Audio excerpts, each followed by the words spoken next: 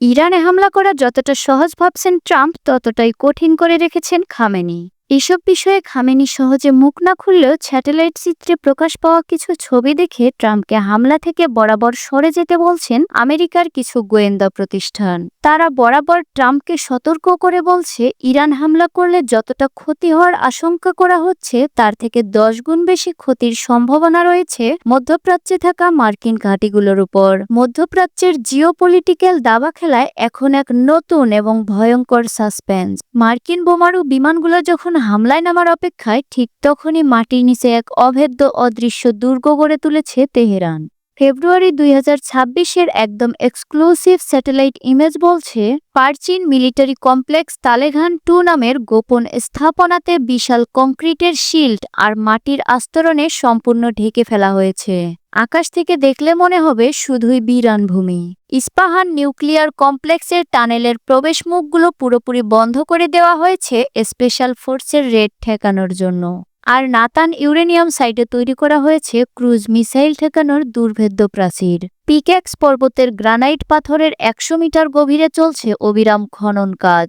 গত 2 বছরের সামরিক হামলার অভিজ্ঞতা বিশ্লেষণ করে ইরান এবার আরও সংগঠিত ও পরিকল্পিত প্রতিরক্ষা ব্লুপ্রিন্ট তৈরি করেছে। এই কংক্রিট আর মাটির স্তর শুধু কোনো সাধারণ নির্মাণ কাজ নয়, এটি আমেরিকার বিধ্বংসী জিবি-ইউফি বাংকারবাস্টার বোমার বিরুদ্ধে এক শক্তিশালী ঢাল। জেনেভায় যখন পরমাণু আলোচনা থমকে আছে, ঠিক সেই অমূল্য সময়টুকু কাজে লাগিয়ে নিজেদের ইউরেনিয়ামকে সুরক্ষিত করছে তারা। এমনকি চীনের সাপ্লাই চেইনের সহায়তায় সলিড ফুয়েল মিসাইল বেসগুলো মেরামত করে এক ভয়ঙ্কর অফেন্সিভ প্রস্তুতি নিয়ে রেখেছে তেহরান।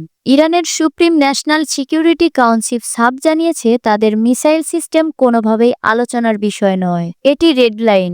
এই ফর্টিফিকেশন দেখে রীতিমতো ঘাম ছুটছে তেল আবিব ওয়াশিংটনের। মার্কিন ট্রাম্প প্রশাসন কড়া হুঁশিয়ারি দিয়ে বলেছে, ইরান এখনই ডিল না করলে চরম সামরিক পরিণতির মুখোমুখি হবে। 2003 সালের ইরাক যুদ্ধের পর সবচেয়ে বড় সামরিক বহর ইউএসএস আব্রাহাম লিঙ্কন এবং জেরাল্ড ফোর্স ক্যারিয়ার এখন মধ্যপ্রাচ্যে টহল দিচ্ছে। ইসরায়েল তাদের 4টি কঠোর দাবি নিয়ে অনড়। তারা প্রমোদ গুনছে এই ভেবে যে নতুন শিল্ড তাদের বিমান হামলার কার্যকারিতা ধূলিসাৎ করে দিবে। পরিস্থিতি এতটাই বিস্ফোরক যে পোল্যান্ড ও সার্বিয়ার মতো দেশগুলো তাদের নাগরিকদের অবিলম্বে ইরান ছাড়ার নির্দেশ দিয়েছে। আর এর বিপরীতে ইরানকে সামরিক সমর্থন দিয়ে অ্যান্টি ওয়েস্টার্ন অ্যালায়েন্স ভারী করছে রাশিয়া এবং চীন। কিন্তু গল্পের সবচেয়ে বড় এবং সাসপেন্স ভরপুর টুইস্টটি এসেছে নিউ ইয়র্ক টাইমস এর এক রিপোর্টে। যুদ্ধের এই চরম উত্তেজনার মাঝেই হঠাৎ করে কাতার ও বাহরাইন সামরিক ঘাঁটি থেকে শত শত মার্কিন সেনা সরিয়ে নিচ্ছে পেন্টাগন। এই আকস্মিক প্রত্যাহারের পেছনে রহস্য কি? এটি কি কোনো বড়সড় সামরিক স্ট্রাইকের আগের নীরবতা, নাকি ইরানের পাল্টা হামলার ভয়?